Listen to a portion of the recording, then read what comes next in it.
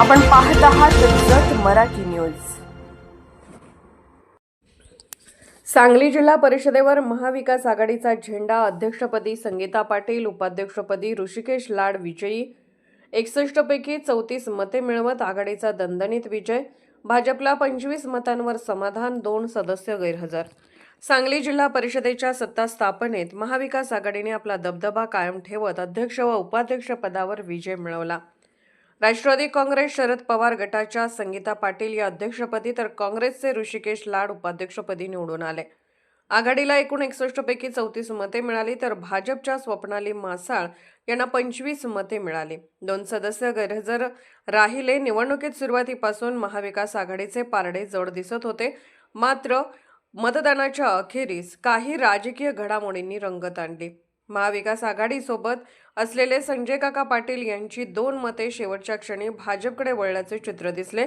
तसेच आमदार सुहास बाबर यांनीही आघाडी नेत्यांना दिलेला शब्द फिरवत वेगळी भूमिका घेतल्याची चर्चा रंगली। याचवेळी शिवसेनेचे तानाजी पाटील यांचे पुत्र पृथ्वीराज पाटील आणि गटनेते जयदीप भोसले मतदानावेळी गैरहजर राहिल्याने राजकीय वर्तुळात विविध तर्कवितर्कांना उधाण आले। दरम्यान भाजपकडून बहुमतासाठी जोरदार प्रयत्न करण्यात आले। प्रशासन व पोलीस यंत्रणेचा वापर केल्याचे आरोपही विरोधकांकडून करण्यात आले। स्वतः मुख्यमंत्री देवेंद्र फडणवीस यांनी नेत्यांशी संपर्क साधत परिस्थिती आपल्या बाजूने वळवण्याचा प्रयत्न केला, मात्र त्याला यश आले नाही।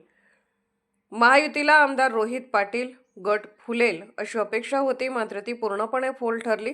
शिवसेनेच्या सौ शीतल बाबर यांनी अध्यक्षपदाची उमेदवारी अर्ज मागे घेतल्याने निवडणुकीतील समीकरणे अधिक स्पष्ट झाले। सांगली जिल्हा मध्यवर्ती बँक व सांगली बाजार समितीनंतर आता जिल्हा परिषदेतही महाविकास आघाडीने झेंडा फडकवल्याने जिल्ह्यातील राजकारणात आमदार जयंत पाटील आणि आमदार विश्वजित कदम यांच्या नेतृत्वाला पुन्हा एकदा बळ मिळाल्याचे मानले जात आहे।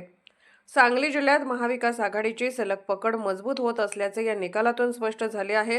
विरोधकांचे सर्व प्रयत्न फोल ठरत असल्याने आगामी निवडणुकांमध्येही या निकालाचा मोठा परिणाम दिसण्याची शक्यता व्यक्त केली जात आहे।